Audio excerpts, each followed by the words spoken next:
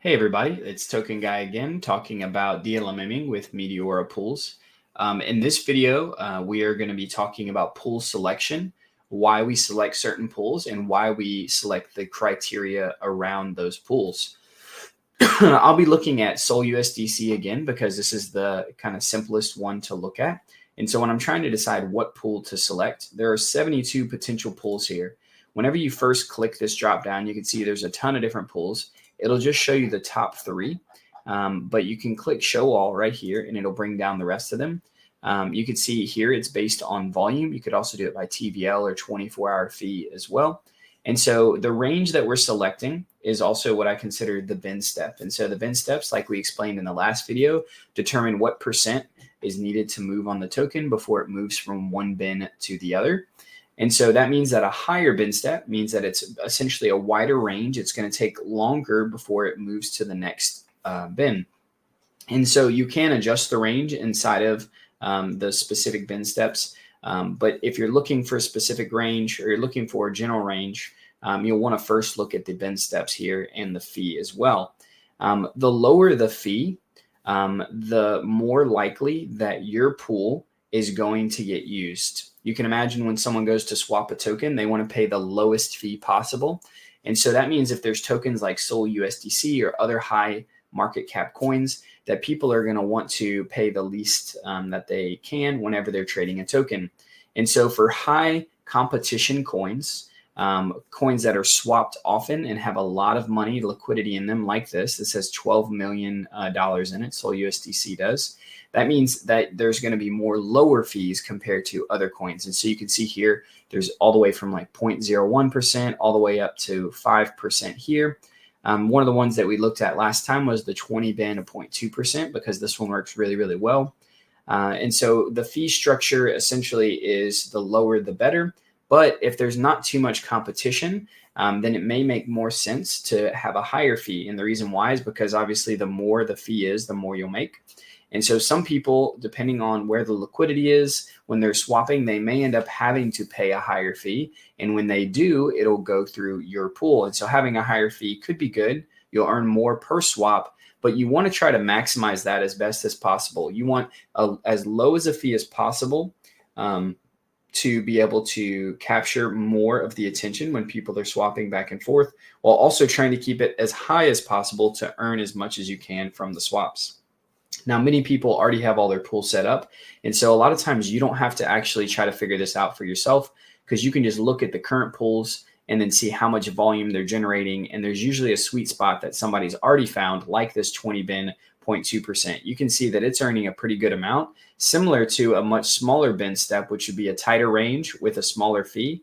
You can go wider on this one with a higher fee and actually earn almost the same amount here. And so when I'm trying to decide what bin step and what fee percentage to choose, I usually just look at what's already working. If there's a lot of money in a pool like this and it's generating a lot of volume and the fee percentage looks good here, then usually that's what I select. And so depending on if you're doing some more high volatile meme coins or not, you'll want to adjust the bin step and fee based on that.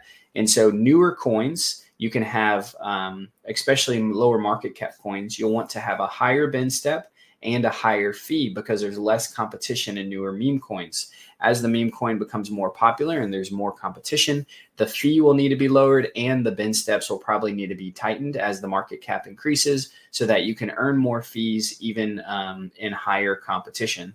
And so that's kind of what helps determine whether we choose one bin step or another. And so you can see here with this 20 bin step, if we were to add similar how we did it in the last video, we would come in here, add money, 2000 USDC, the equivalent amount of Sol. You click autofill here to add a position. You can see the number of bins and how it's set up here.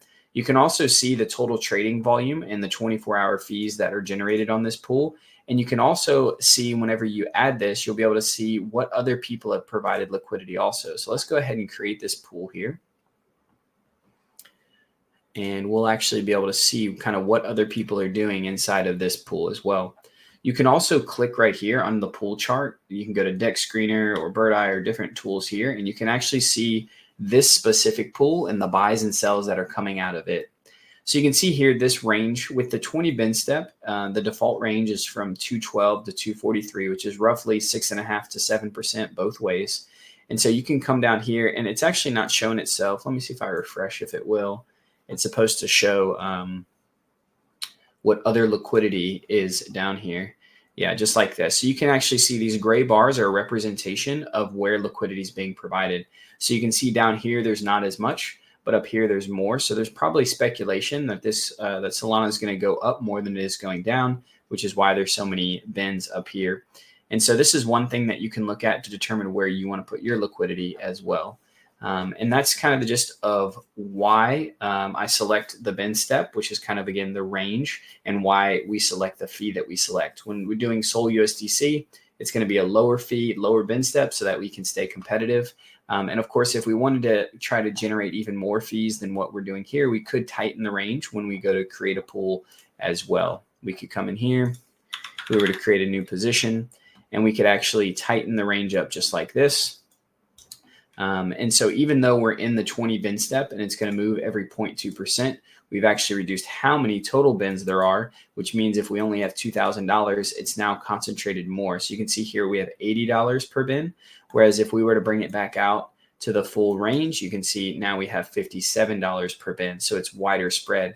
A tighter range means higher fees. It also means more risk of impermanent loss. And a wider range is less risky, but you earn less fees. We'll be talking more about impermanent loss and profiting and things like that in the next video. So thank you all for watching.